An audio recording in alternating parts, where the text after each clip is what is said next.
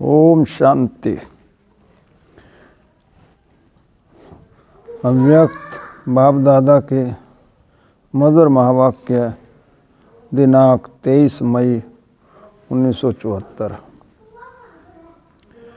हद के आकर्षणों या विभूतियों से परे रहने वाला ही सच्चा वैष्णव। 5 विकारों के साथ साथ 5 तत्वों के आकर्षण से परे ले जाने वाले सच्चा वैष्णव बनाने वाले,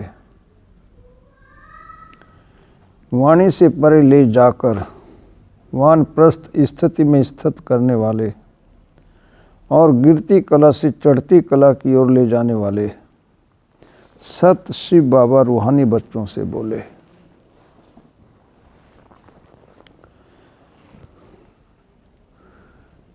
क्या अपने को 1 सेकंड में वाणी से परे वानप्रस्थ अवस्था में स्थित कर सकते हो?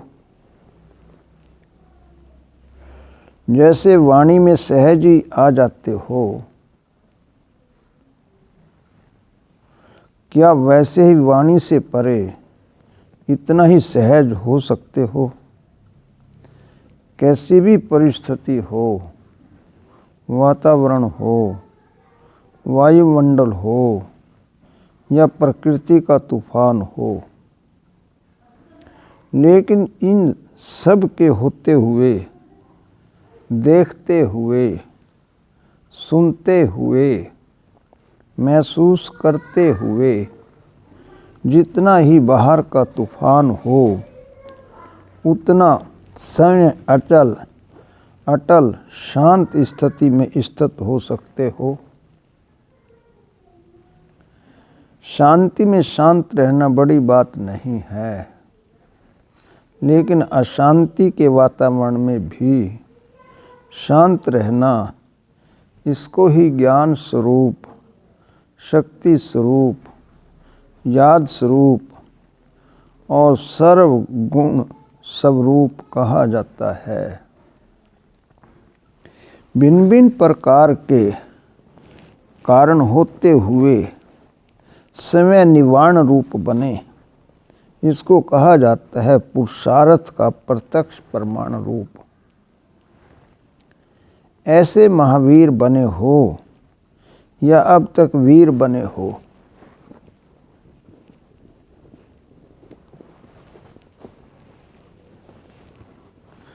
किस स्टेज तक पहुँचे हो? महावीर की स्टेज सामने दिखाई देती है या समीप दिखाई देती है, अथवा बाप समान समय को दिखाई देते हो?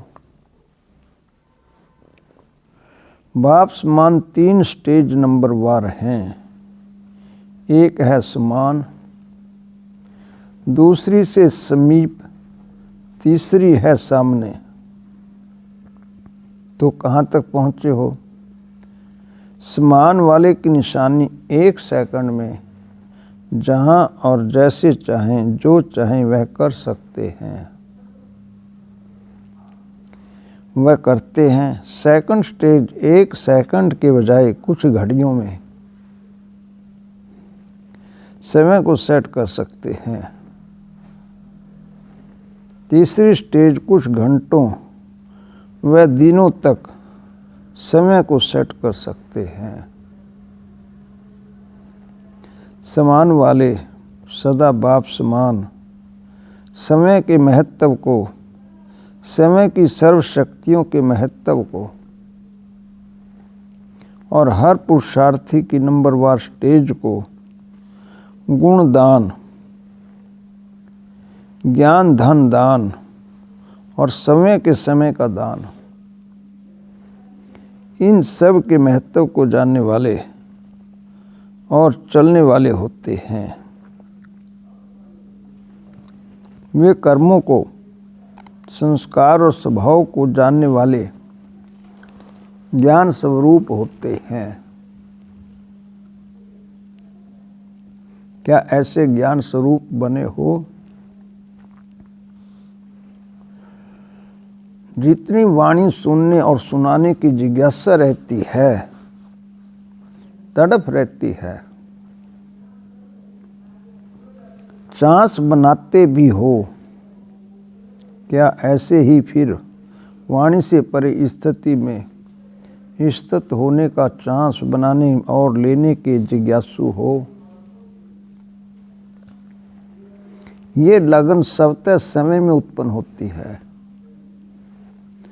या समय प्रमाण, समस्या प्रमाण व प्रोग्राम प्रमाण यह जिज्ञासा उत्पन्न होती है। फर्स्ट स्टेज तक पहुंची हुई आत्माओं की पहली निशानी ये होगी। ऐसी आत्मा को इस अनुभूति की स्थिति में मगन रहने के कारण कोई भी विभूति व कोई भी हद की प्राप्ति का आकर्षण उन्हें उनके संकल्प तक भी छू नहीं सकता। अगर कोई भी हद की प्राप्ति की आकर्षण संकल्प में भी छूने की हिम्मत रखती है तो इसको क्या कहेंगे? क्या ऐसे को वैष्णव कहेंगे? जैसे आजकल के नामधारी वैष्णव अनेक प्रकार की परहेज करते हैं, कई व्यक्तियों और कई प्रकार की वस्तुओं से अपने को छूने नहीं देते हैं। अगर आकारणे कोई छू लेते हैं तो वह पाप समझते हैं। आप जैसा नाम वैसा काम करने वाले, जैसा संकल्प वैसा स्वरूप बनने वाले सच्चे वैष्णव हो। ऐसे सच्चे वैष्णवों को क्या कोई छू सकने का साहस कर सकता है? अगर छू लेते हैं तो छोटे मोटे पाप बनते जाते हैं। ऐसे सूक्ष्म पाप आत्मा को ऊंच स्टेज पर जाने से रोकने के निमित्त बन जाते हैं, क्योंकि पाप अर्थात बोझ वह फरिश्ता बनने नहीं देते। बीज रूप स्थिति व वानप्रस्थ स्थिति में स्थित नहीं होने देते। आजकल मेजॉरिटी महारथी कहलाने वाले भी अमृतवेले की रू रिहान में वह कंप्लेंट करते, वह प्रश्न पूछते हैं कि पावरफुल स्टेज जो होनी चाहिए वह क्यों नहीं होती, थोड़ा समय वह स्टेज क्यों रहती है। इसका कारण ये सूक्ष्म पाप हैं जो बाप समान बनने नहीं देते हैं। जैसे 5 विकारों के वश किए हुए कर्म विकर्म या पाप कहे जाते हैं, ये है पापों का मोटा रूप। ऐसे महीन पुरुषार्थ अर्थात महारथी के सामने 5 तत्व अपनी तरफ भिन्न भिन्न रूप से आकर्षित कर महीन पाप बनाने के निमित्त बनते हैं। 5 विकारों को समझना और उन्हों को जीतना सहज है, लेकिन 5 तत्वों के आकर्षण से परे रहना यह महारथियों के लिए विशेष पुरुषार्थ है। जब इन 10 को जानकर इन्हों पर विजय प्राप्त करेंगे तभी सच्चा दशहरा होगा। विजयदशमी इस स्थिति का यादगार है। महारथियों की चैकिंग महीन होनी चाहिए। अष्टरत्न ऐसे विजयी ही प्रसिद्ध होंगे। प्रत्यक्ष रूप में दिखाई देने वाली छोटी छोटी गलतियां ऐसे महीन पुरुषार्थी के समक्ष क्या दिखाई देती हैं। आजकल रॉयल पुरुषार्थी का रॉयल स्लोगन कौन सा है? रॉयल पुरुषार्थी किसको कहा जाता है? रॉयल शब्द उसको थमाने के लिए कहा जाता है कि जिसको हर बात में रॉयल्टी व सहज साधन चाहिए।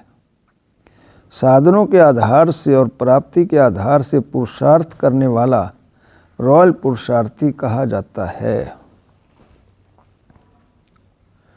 रॉयल्टी का दूसरा अर्थ भी होता है जो अब रॉयल पुरुषार्थी हैं उनको धर्मराजपुरी में रॉयल्टी भी देनी पड़ती है। रॉयल पुरुषार्थी की निशानी क्या होती है कि जिससे जान सको कि मैं रॉयल पुरुषार्थी तो नहीं हूँ। दूसरे को नहीं जानना है लेकिन अपने को जानना है। जैसे स्थूल रॉयल्टी वाले अपने अनेक रूप बनाते हैं, वैसे रॉयल पुरुषार्थी बहुरूपी और चतुर होते हैं। वे जैसा समय वैसा रूप धारण करेंगे, लेकिन रॉयल्टी में रियलिटी नहीं होती। मिक्स होगा लेकिन एक रस स्थिति में अपने को फिक्स नहीं कर सकेंगे। ऐसे रॉयल पुरुषार्थी खेल कौन सा करते हैं?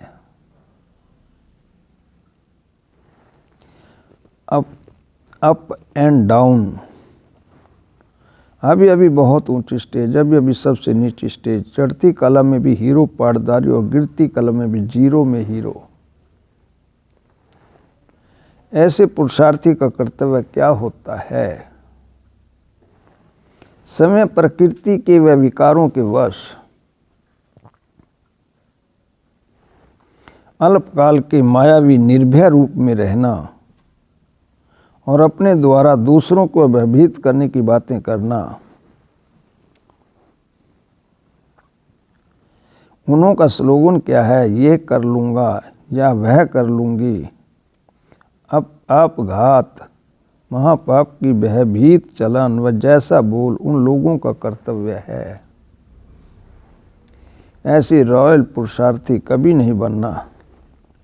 कभी भी ऐसे रॉयल पुरुषार्थी के संग में नहीं आना, क्योंकि माया के वश होने वाली आत्माओं को और पुरुषार्थी बनने वाली आत्माओं को समय के संग में लाकर प्रभावित करने की विशेषता माया द्वारा वरदान में प्राप्त होती है।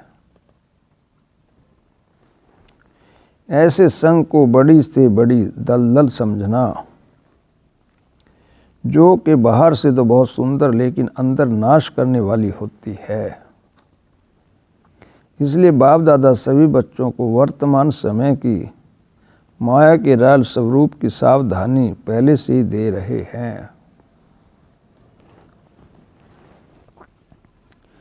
ऐसे संग से सदा सावधान रहना और होशियार रहना। माया भी वर्तमान समय ऐसे रॉयल पुरुषार्थियों की माला बनाने में लगी हुई है। अपने मन के बहुत अच्छी तरह से और तीव्र पुरुषार्थ से ढूंढ रही है। इसलिए माया के मन के की माला नहीं बनना। अगर ऐसे माया के मनके के प्रभाव में आ गए तो विजय माला के मनकों से किनारे हो जाएंगे, क्योंकि आजकल दोनों ही मालाएं, एक माया की और दूसरी विजय माला बाप की, इन दोनों की सिलेक्शन बहुत तेजी से हो रही है। ऐसे समय में हर सेकंड चारों ओर अटेंशन चाहिए, समझा? ऐसे सदा सच्चे पुरुषार्थी सच्चे बाप के साथ सदा सच्चे रहने वाले, 5 विकारों और 5 तत्वों के आकर्षण से सदा दूर रहने वाले, सहज वानप्रस्थ स्थिति में स्थित होने वाले विजय माला के विजयी मनकों को बाप दादा के सदा साथ रहने वाले, सदा सत्य के संग में रहने वाले और व्यर्थ के संग से न्यारे रहने वाले, ऐसे प्यारे बाप के बच्चों को बाप दादा का याद प्यार, गुड मॉर्निंग और नमस्ते। मुरली का सार। पहला पॉइंट, शांति में शांत रहना बड़ी बात नहीं, लेकिन अशांति के वातावरण में शांत रहने वाला ही महान कहलाता है। दूसरा पॉइंट, भाव समान स्टेज तक पहुंची हुई आत्माओं को, जिन्हें कोई भी विभूति या हद का आकर्षण छू नहीं सकता, वे ही सच्चे वैष्णव कहलाते हैं। 5 तत्वों के आकर्षण से परे रहना महारथियों के लिए महीन पुरुषार्थ है। चौथा, सूक्ष्म पाप आत्मा को ऊंच स्टेज पर जाने से रोकने के निमित्त बन जाते हैं। अच्छा, ओम शांति।